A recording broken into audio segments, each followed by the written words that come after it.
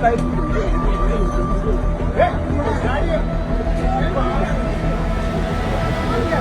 किसी gang war की video नहीं है, ना ही किसी की कोई पुरानी दुश्मनी और ना ही लूटपाट की कोई वारदात।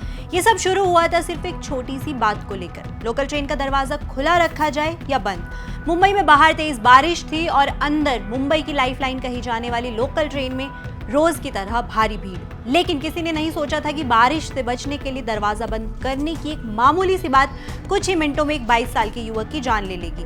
आखिर उस रात लोकल ट्रेन में ऐसा क्या हुआ, कैसे कुछ मिनटों की बहस एक बेरहम हत्या में बदल गई, इस पूरी घटना को शुरुआत से समझते हैं। हाय, मैं हूं प्रगति और आप देख रहे हैं जस्ट। 23 जून की रात मुंबई में मॉनसून की पहली बारिश हो रही थी। रात करीब 10:42 पर चर्च गेट से नाला सुपारा जाने वाली फास्ट लोकल ट्रेन अंधेरी स्टेशन से आगे बढ़ी।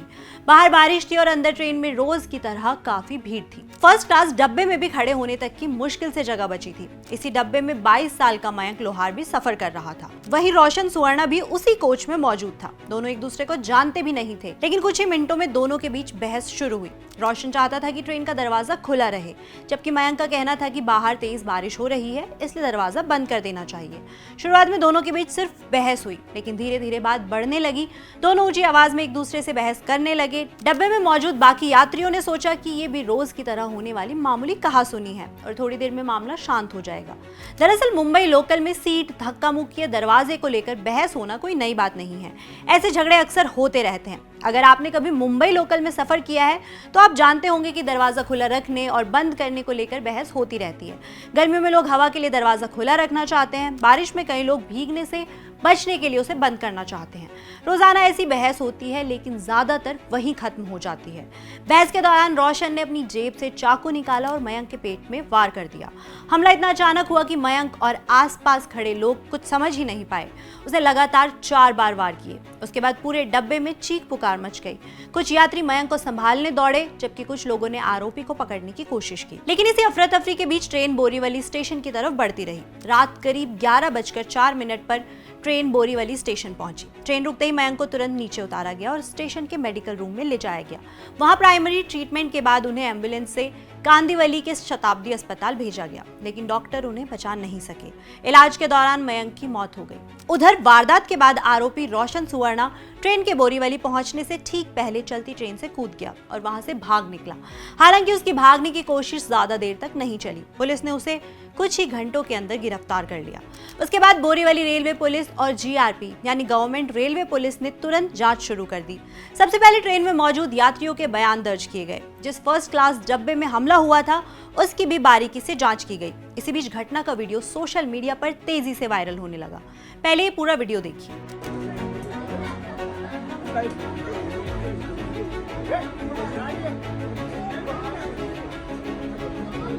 वीडियो में आरोपी साफ दिखाई दे रहा था और पुलिस ने इसे अहम सबूत के तौर पर अपने पास रखा।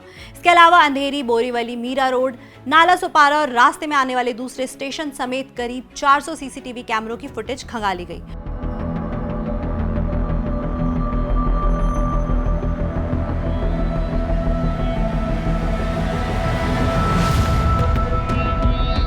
पुलिस आरोपी के ट्रेन से उतरने के बाद हर कदम को जोड़ने की कोशिश कर रही थी।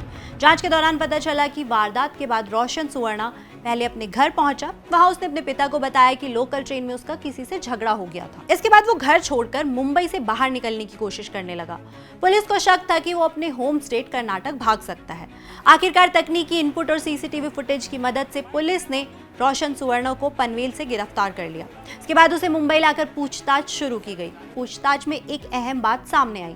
पुलिस के मुताबिक मयंक और रोशन पहले से एक दूसरे को नहीं जानते थे।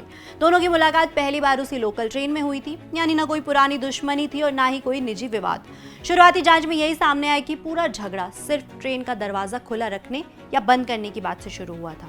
पुलिस का यह भी मानना है कि बहस के दौरान डब्बे में मौजूद कुछ यात्रियों ने मयंक का साथ दिया था। इसी दौरान रोशन के साथ धक्का मुक्की भी हुई, जिसके बाद वो गुस्से में आ गया। इसके बाद उसने चाकू निकालकर मयंक पर हमला कर दिया। हालांकि पुलिस अभी भी इस पूरे घटनाक्रम की हर कड़ी की जांच कर रही है और अंतिम तस्वीर चार्जशीट दाखिल होने के बाद ही साफ होगी। पुलिस अभी तक हत्या में इस्तेमाल किया गया चाकू बरामद नहीं कर पाई है। अब सवाल था कि आखिर रोशन सुवर्णा है कौन। पुलिस के मुताबिक 30 साल का रोशन सुवर्णा मुंबई के मीरा भाईंदर इलाके का रहने वाला है और मुंबई एयरपोर्ट के कार्गो हब में पैकेजिंग सेक्शन में बारकोड मेकर के तौर पर काम करता है। घटना वाली रात वो अपनी ड्यूटी खत्म करके उसी लोकल ट्रेन से घर लौट रहा था। इस पूरी घटना ने एक बड़ा सवाल खड़ा कर दिया है। क्या अब लोगों का गुस्सा इतना बढ़ चुका है कि कुछ मिनटों की बहस भी किसी की जान ले सकती है? ये सवाल सिर्फ मयंक लोहार की हत्या का नहीं है, ये उस बदलते समाज का भी है जहाँ छोटी छोटी बातों पर लोगों का गुस्सा जानलेवा होता जा रहा है। पिछले कुछ सालों में ऐसे कई मामले सामने आए जहाँ मामूली विवाद देखते ही देखते हत्या में बदल गए। कहीं सड़क पर ओवरटेक करने को लेकर रोड रेज में लोगों की जान चली गई, कहीं पार्किंग को लेकर झगड़ा इतना बढ़ गया कि हमला कर दिया गया। अब इस लिस्ट में मुंबई लोकल का ये मामला भी जुड़ गया है, जहाँ सिर्फ दरवाजा खोलने या बंद करने की बहस ने 22 साल के युवक की जान ले ली। इस घटना ने मुंबई लोकल की सुरक्षा व्यवस्था पर भी कई सवाल खड़े कर दिए। हर दिन करीब 70 लाख लोग मुंबई की लोकल ट्रेन में सफर करते हैं। लाखों लोग बिना किसी सुरक्षा जांच के स्टेशन के अंदर पहुंच जाते हैं। ऐसे में सबसे बड़ा सवाल यही है कि आखिर आरोपी चाकू लेकर ट्रेन तक पहुंचा कैसे? क्या स्टेशन पर होने वाली जांच पर्याप्त है या फिर लोकल ट्रेन में सुरक्षा व्यवस्था को और मजबूत करने की जरूरत है? दरअसल मुंबई लोकल में छोटी सी बहस का हिंसा में बदलना अब कोई नई बात नहीं रह गई।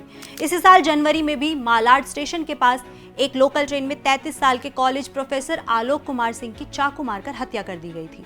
पुलिस के मुताबिक उस मामले में भी दोनों के बीच पहले से कोई दुश्मनी नहीं थी। ट्रेन से उतरने के दौरान हुई मामूली कहासुनी कुछ ही सेकंड में हिंसा में बदल गई और आरोपी ने प्रोफेसर के पेट में धारदार हथियार से वार कर दिया। बाद में सीसीटीवी और फेस रिकॉग्निशन तकनीक की मदद से आरोपी को 24 घंटे के भीतर गिरफ्तार कर लिया गया। इसके बाद जून 2026 में एक और घटना सामने आई। छत्रपति शिवाजी महाराज टर्मिनल से खोपोली जा रही लोकल ट्रेन में सीट को लेकर हुए विवाद के बाद कुछ युवकों ने एक यात्री पर हमला कर दिया। मारपीट के दौरान उसे चाकू भी मारा गया। हालांकि इस मामले में उसकी जान बच गई और जीआरपी ने कुछ ही घंटों में 2 आरोपियों को गिरफ्तार कर लिया। दरअसल ये सिर्फ मुंबई की कहानी नहीं है।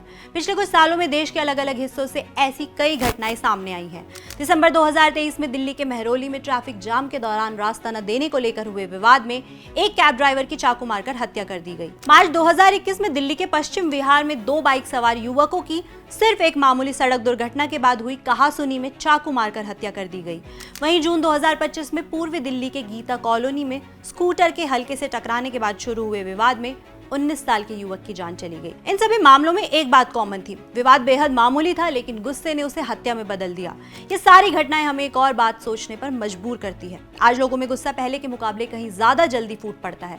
सोशल मीडिया हो, सड़क हो, ऑफिस हो या फिर पब्लिक ट्रांसपोर्ट, छोटी सी बहस भी कई बार हिंसा में बदल जाती है। विशेषज्ञ भी मानते हैं कि बढ़ता तनाव, भीड़ भाड़, काम का दबाव और गुस्से पर नियंत्रण न होना ऐसी घटनाओं की बड़ी वजह बन रहे हैं। मयंक लोहार उस रात सिर्फ अपने घर लौट रहा था। उसने शायद कभी नहीं सोचा होगा कि बारिश से बचने के लिए कही गई एक बात उसकी जिंदगी की आखिरी बहस बन जाएगी।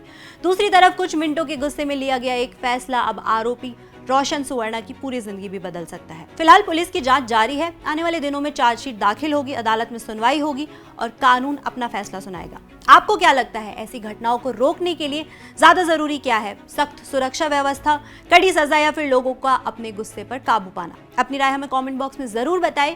तेज दुनिया और आपसे जुड़ी हर खबर के लिए देखते रहे जिस्ट।